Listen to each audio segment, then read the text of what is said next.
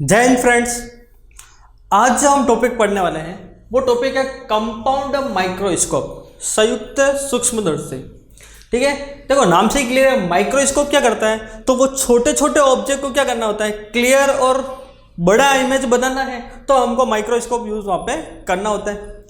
Last lecture में मैंने आपको सिंपल माइक्रोस्कोप का यूज करके बताया था, जिसमें मैंने एक ही सिंगल लेंस का यूज किया।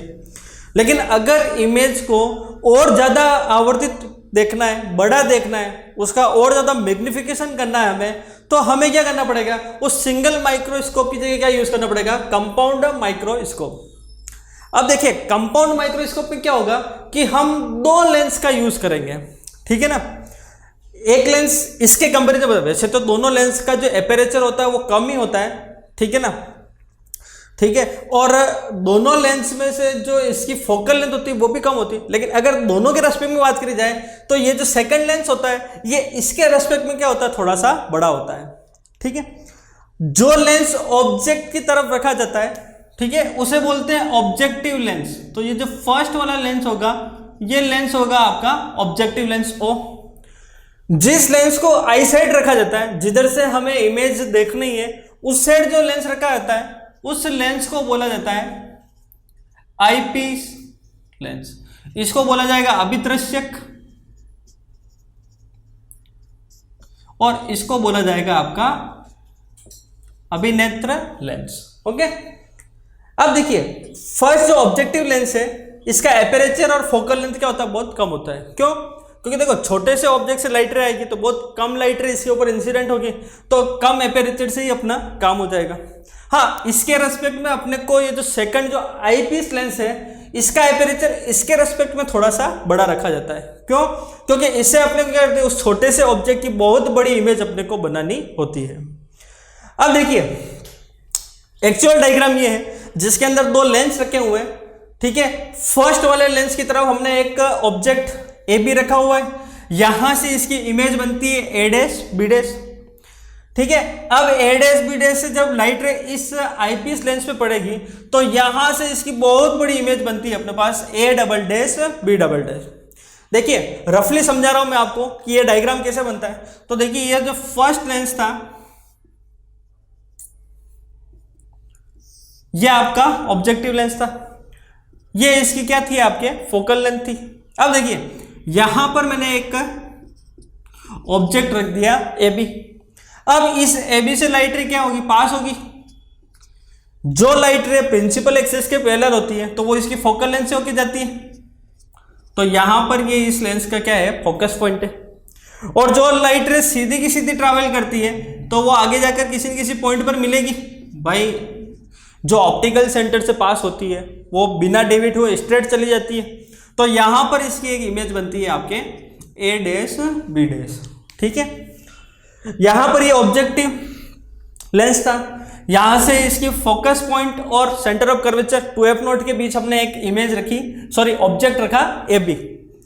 ए बी से जो लाइट रे ट्रैवल कर रही है, तो देखिए जो लाइट रे प्रिंसिपल एक्सिस के पैरेलल होती है आफ्टर रिफ्रैक्शन वो इसके फोकस पॉइंट से होके जाएगी। तो ये देखिए यहां से f0 पॉइंट से ये क्रॉस कर रही है।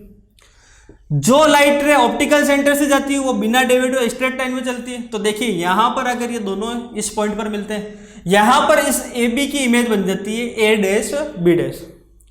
ठीक है, अब देखिए सेकंड लेंस को इस तरह से एडजस्ट किया जाता है कि ये जो image A dash B dash बनती है वो इस आईपीस लेंस के ऑप्टिकल सेंटर ई और इसके focus point F E dash के बीच बननी चाहिए, क्योंकि इसकी बहुत लार्ज इमेज बनानी है। ठीक है, और वो इमेज कैसी होनी चाहिए, वर्चुअल और इरेक्ट होगी। तो लेंस की मैंने आपको 6 कंडीशन बनाई, जो रेड डायग्राम मैंने आपको पढ़ाया उसमें मैंने समझाया 6th कंडीशन।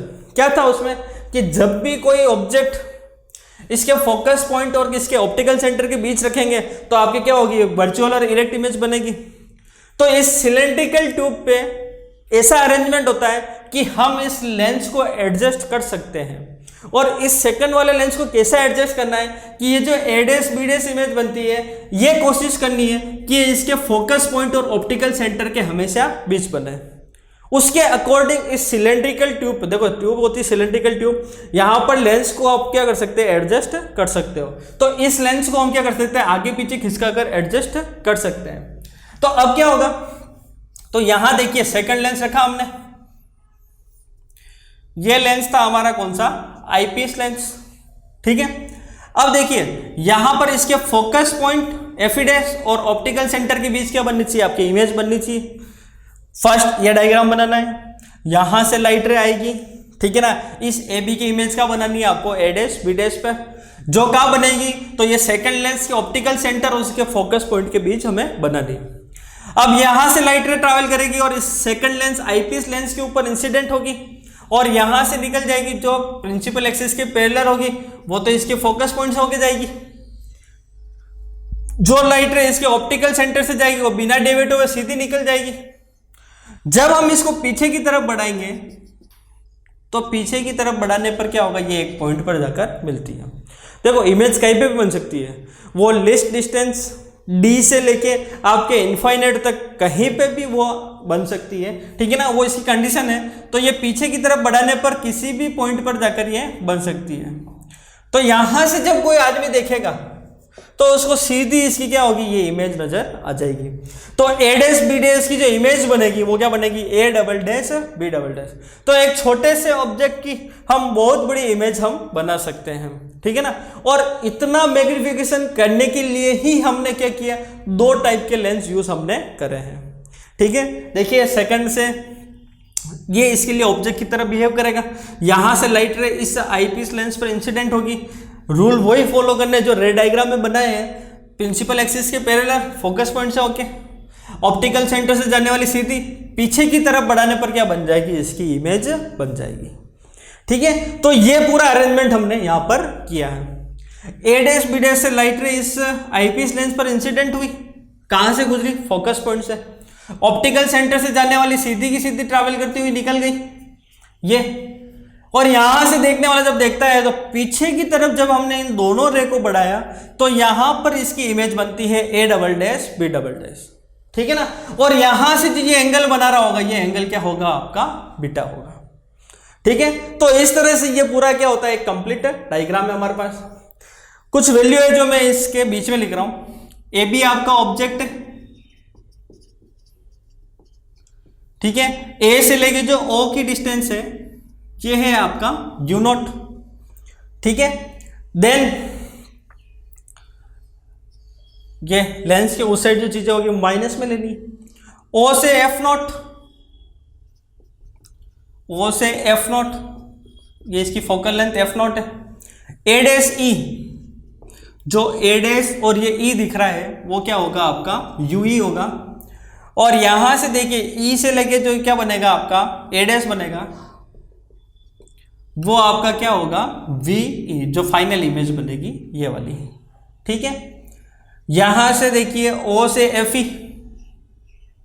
ई से एफ ई, ये जो लेंथ होगी इसकी फोकल लेंथ क्या होगी आपके एफ ई, तो ये होगी आपके एफ ई, ठीक है। तो इस डायग्राम के अकॉर्डिंग मैंने ये चीजें लिखी है। अब देखिए जब किसी ऑब्जेक्ट को नॉर्मल आई से देखा जाएगा ए बी ओ डैश, तो ये कितना एंगल बनाता है, अल्फा एंगल बना। भाई दो चीजें पढ़े, जब किसी ऑप्टिकल इंस्ट्रूमेंट से जो आंख के ऊपर इमेज बनेगी उस कंडीशन में जो विजुअल एंगल बनता है उसको तो बीटा मानते हैं अपन, लेकिन नॉर्मल आई से देखने पर या ऑप्टिकल इंस्ट्रूमेंट की हेल्प के बिना जब उस ऑब्जेक्ट को देखा जाता है तो वो कितना एंगल बनाता है, आपका अल्फा एंगल बनाता है। दो डायग्राम है अपने पास, फर्स्ट एंड सेकंड, ठीक है ना। अब देखिए अकॉर्डिंग टू फर्स्ट डायग्राम, जो पहला डायग्राम है उसको मानते हुए मैं आगे बता रहा हूं। From triangle A B O, इस ट्राइंगल को लेना है, यहां से हम निकाल सकते हैं क्या, टेन अल्फा। अच्छा मिनिमम जो डिस्टेंस होती है, लीस्ट डिस्टेंस विजन की, वो क्या होती है आपके, डी होती, कैपिटल डी से लिखा जाता है, जो 25 सेंटीमीटर होती है। तो मिनिमम आप कितना देख सकते हो, कितनी डिस्टेंस तक देख सकते हो, तो वो डिस्टेंस कितनी होती है आपके, कैपिटल डी। तो 10 अल्फा निकाल सकता हूं मैं, क्या होगा, A B upon A O dash, tan alpha equal to A B upon क्या लिख सकता है इसको अपन डी।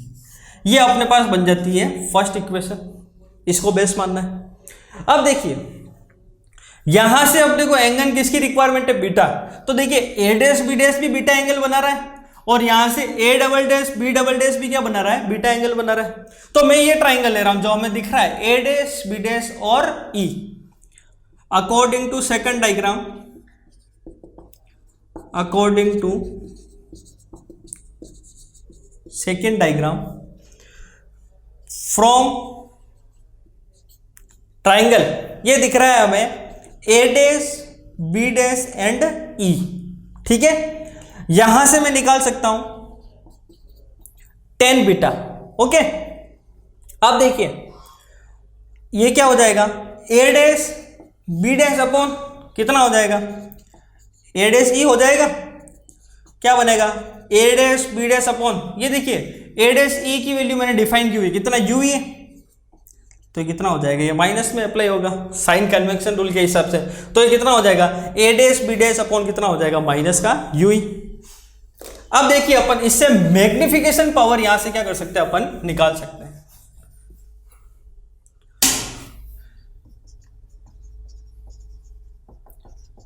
मैग्निफिकेशन पावर, ठीक है, और ये होता है m equal to beta upon alpha. Beta क्या होता है, तो जब ऑप्टिकल इंस्ट्रूमेंट की सहायता से जो जो एंगल बनता है आंख के ऊपर वो तो होता है आपका बीटा, और नॉर्मल आई से जो बनता है वो क्या होता है आपका एल्फा। तो मैग्निफिकेशन पावर का फॉर्मूला होता है m equal to beta upon alpha. ये आपका थर्ड फॉर्मूला हुआ। If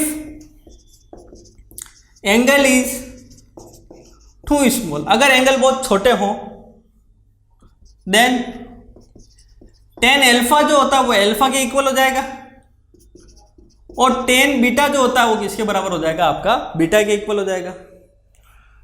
so from equation first second and third, अब क्या करेंगे अपन, इस टेन एल्फा को एल्फा मान सकते हैं, इस टेन बीटा को मैं बीटा मान सकता हूं। तो यहां से मैग्निफिकेशन पावर का फॉर्मूला लिखेगा m equal to beta upon alpha equal to, beta की वैल्यू देखो क्या है, A dash B dash upon U E upon alpha की वैल्यू देखो क्या है, A B upon D.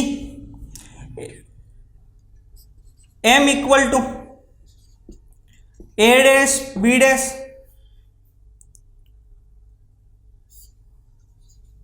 Upon U E, ठीक है ना, माइनस से माइनस कैंसल आउट हो जाएगा, इनटू डी ऊपर चला जाएगा और कितना होगा ये ए बी।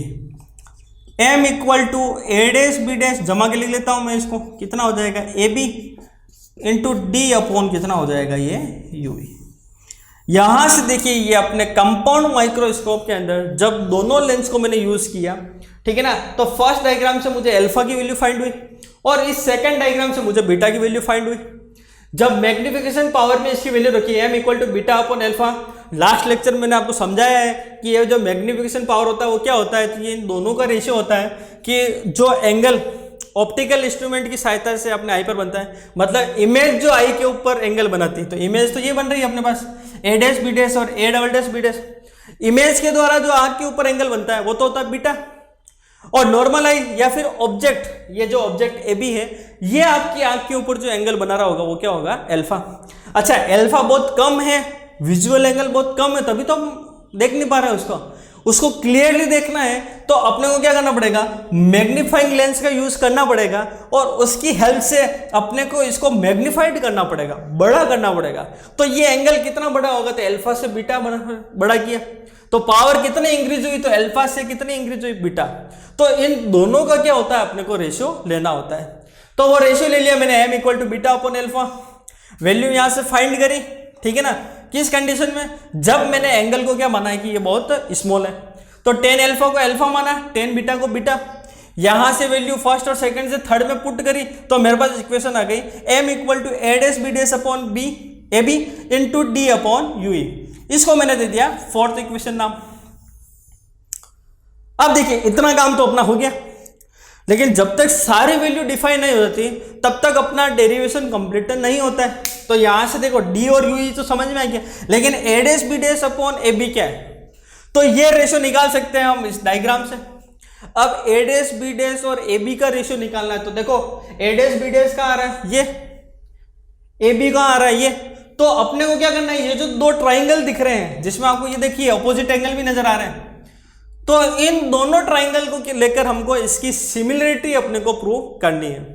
तो नेक्स्ट स्टेप में हमें ये करना है, देखिए next step, from triangle A B O and A dash B dash O. ठीक है, इस डायग्राम को देखना आप, ये देखिए दोनों जो एंगल ओ बन रही है अपोजिट एंगल है, तो यहां से मैं लिख रहा हूं angle A O B equal to angle A dash O B dash, ये क्या होंगे आपके अपोजिट एंगल होंगे। ये हमने लेंस वाले फॉर्मूले में, मिरर फॉर्मूले में ऐसे इस तरह के ट्राइंगल लेके हमने चीजें प्रूव करी है, ठीक है ना, तो कोई बड़ा इश्यू नहीं है। दूसरा ट्राइंगल देखिए, इसमें ये राइट ट्राइंगल है 90 डिग्री और ये भी 90 डिग्री, तो दोनों को 90 डिग्री लिख देते हैं हम, angle B A O equal to angle B dash A dash O. कितना हो गया आपका 90 डिग्री, यहां से प्रूव होता है। सो ए बी ओ सिमिलर किसके होगा आपका ए डैश बी डैश ओ। ठीक है, अब देखिए सिमिलर ट्राइंगल्स की जो प्रॉपर्टी होती है उसमें देखिए जो करस्पॉन्डिंग साइड्स होगी दोनों ट्राइंगल्स की, उनका जो रेशियो होता है वो क्या होता है, इक्वल होता है। संगत भुजाओं का जो अनुपात होता है वो इसके अंदर वो क्या होगा आपका इक्वल होगा।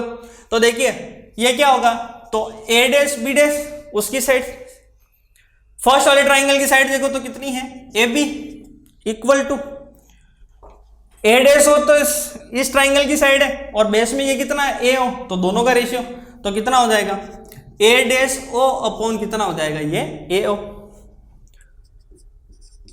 ए dash B dash upon A B equal to, अब देखिए ए डैश ओ का है तो ए डैश ओ की वैल्यू कितनी है आपके पास वी नॉट, तो यहां पर क्या लिख देंगे अपन इसको V naught upon A B की वैल्यू देखिए ए ओ की वैल्यू देखिए यहां से, तो ए ओ की वैल्यू डिफाइन हो गई कितनी है यू नॉट, तो यहां पर मैं इसको कितना लिख दूंगा यू नॉट। तो A dash B dash upon A B find हो गया कितना V naught upon U naught. ये इक्वेशन आ गई मेरे पास fifth. Put the value from equation fifth to equation fourth. ठीक है ना, वैल्यू फिफ्थ से कहां पुट करनी है आपको फोर्थ में, तो कितना हो जाएगा m equal to A dash upon A B की वैल्यू कितनी होगी तो V naught, sign convention rule को फॉलो करना है तो ये किसमें होगा माइनस में, तो कितना हो जाएगा V naught upon U naught into D upon कितना हो जाएगा ये यू ही हो जाएगा फाइनल। ठीक है ना, तो फाइनली हमको जो मैग्निफिकेशन पावर का जो फॉर्मूला बोला, ठीक है ना, और उसके अंदर जो वैल्यू मिली आपको एम वो कितना मिला V naught upon U naught into D upon mu. ठीक है ना, ये माइनस का यू नॉट लिखा है साइन कन्वेंशन रूल के हिसाब से, जो लेंस के लेफ्ट हैंड साइड में जो सारी चीजें होती है उसको माइनस में लेना होता है। वी नॉट उस ऑब्जेक्टिव लेंस के राइट हैंड साइड में था इसलिए मुझे प्लस का लेना पड़ा, और फाइनली आपको क्या मिल गया ये रिजल्ट मिल गया। ठीक है, बस लास्ट में इतना ही है कि आपको अब कंडीशन लेनी है कि ये जो फाइनल इमेज बन रही है हमारी A double dash B double dash ये कहां बन रही है, तो मैं इसकी दो कंडीशन लूंगा, या तो वो मिनिमम लिस्ट डिस्टेंस विजन की जो डिस्टेंस होती है मिनिमम डी पर बनेगा, या फिर वो आगे जाके इनफाइनाइट पर कहीं पे भी बन सकता है। तो दोनों कंडीशन लेके हम क्या कर सकते हैं मैग्निफिकेशन पावर को प्रूव कर सकते हैं। अब इसकी हम दो कंडीशन ले सकते हैं, जैसा हमने सिंपल माइक्रोस्कोप में दो कंडीशन लिया उसी तरह से हम कंपाउंड माइक्रोस्कोप में भी दो कंडीशन लेके हम मैग्निफिकेशन पावर निकाल सकते हैं।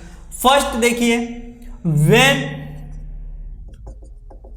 Final image is formed at least distance. ठीक है, इस कंडीशन में क्या होगा कि अपने को लेंस फॉर्मूला अप्लाई करना है 1/f equal to 1/v minus 1/u।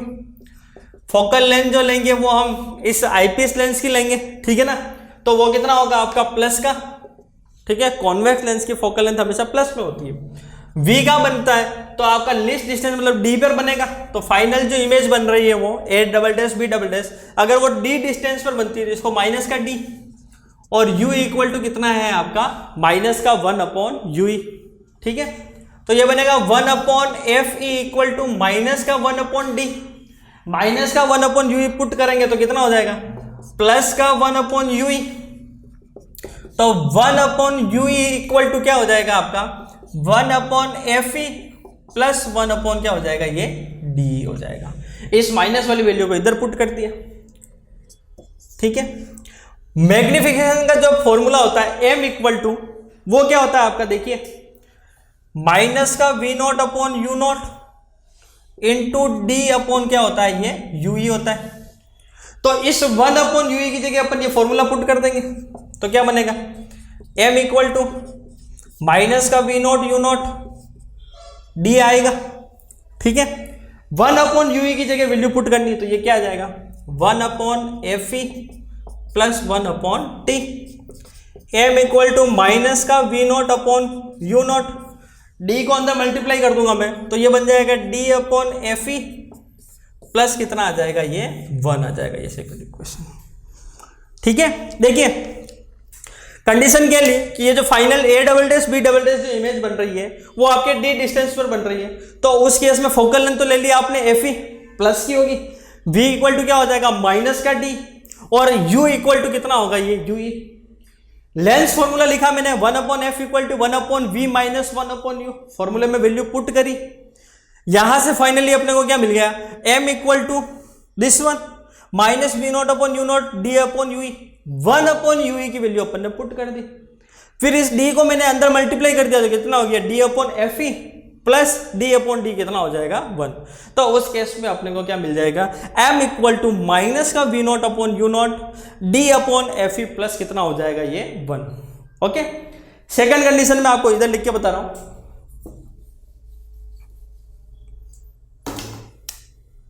यहां लिख के बता रहा हूं मैं आपको second condition. If final image is formed at infinite, उस केस में V इक्वल टू क्या हो जाएगा आपका इनफाइनाइट, F तो प्लस का F ही है ये, U आपका क्या हो जाएगा माइनस का UE, फॉर्मूला अपना 1 upon F E equal to lens formula apply करना है, V की जगह तो क्या हो जाएगा इनफाइनाइट, या माइनस और माइनस प्लस क्या हो जाएगा UE, तो यहां से सीधा रिलेशन निकलता है FE इक्वल टू कितना हो जाएगा आपका UE, ये थर्ड इक्वेशन।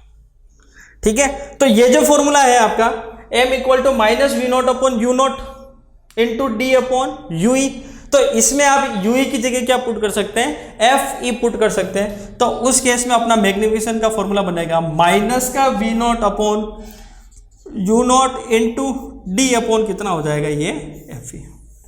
ये फाइनली क्या है आपका फोर्थ इक्वेशन बना। ठीक है, तो दोनों कंडीशन हमने ले ली कि जब फाइनल इमेज आपके लिस्ट डिस्टेंस D पर बनती है और फाइनल इमेज आपके कहाँ बन रही है, तो फाइनली ये आपके इनफाइनाइट पर बनी, उस कंडीशन में फॉर्मूला बनेगा M इक्वल टू माइनस का V0 upon U0 into D upon FE। अब देखिए ये दोनों कंडीशन के फॉर्मूले आपको माइंड में रखने हैं, जब भी कंपाउंड माइक्रोस्कोप का क्वेश्चन बोर्ड में आएगा तो ये 4 मार्क्स का क्वेश्चन आएगा, उसके अंदर आपको डेरिवेशन भी पूछेंगे, हो सकता है 4 नंबर में पूरा डेरिवेशन ही पूछ ले, मे बी इस डेरिवेशन के साथ इसी पर बेस्ड आपको क्या पूछ ले न्यूमेरिकल पूछ ले। ठीक है, तो ये दोनों चीजें हमें ध्यान रखनी है। अब देखिए एक और चीज, अगर इस ट्यूब की लेंथ हमें पूछ ले तो ये जो आपका ऑब्जेक्टिव और आईपीस लेंस है, इन दोनों के बीच की जो डिस्टेंस होगी वो ही इसकी लेंथ होगी टोटल।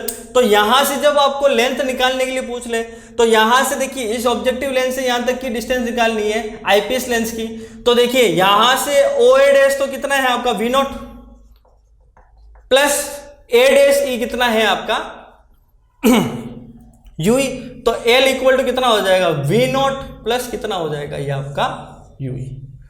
ठीक है ना। तो कभी क्वेश्चन में लेंथ पूछ ले अगर ट्यूब की, ठीक है ना, तो वो जो लेंथ होती है वो दोनों लेंथ के बीच की डिस्टेंस होती है, और डायग्राम से पता चल रहा है वो कितनी होगी, V0 प्लस UE।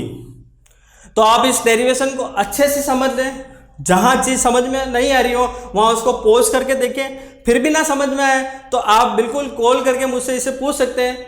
इस डेरिवेशन को कम से कम आपकी नोटबुक में आप 2 बार जरूर से लिखें। आज ही के दिन वीडियो देखकर, एक बार देखकर और एक बार बिना देखे देख इसकी प्रैक्टिस करें, ठीक है। ये बोर्ड एग्जाम के हिसाब से काफी इंपॉर्टेंट है। जय हिंद।